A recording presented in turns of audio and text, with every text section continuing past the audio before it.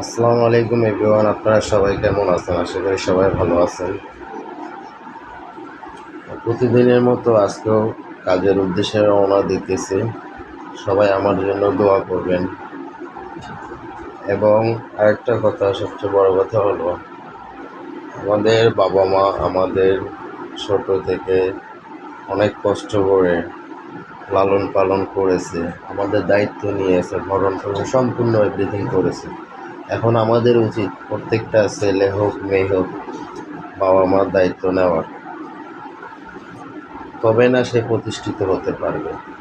সবাই আমার জন্য দোয়া করবেন, আমি আমার পরিবারের একটু স্বপ্ন পূরণ করতে পারি। এতদিন ওনারা অনেক কষ্ট করে আমাদের বড় করেছে, এখন আমরা যাতে ওনাদের দায়িত্ব সম্পূর্ণভাবে পালন করতে পারি। প্রতিদিনের মতো আজকে পথযাত্রা শুরু করলাম, দিন শেষে যেন ফিরে আবার মার কাছে ফিরে আসতে পারি। সবাই দোয়া করবেন। আসসালামু আলাইকুম।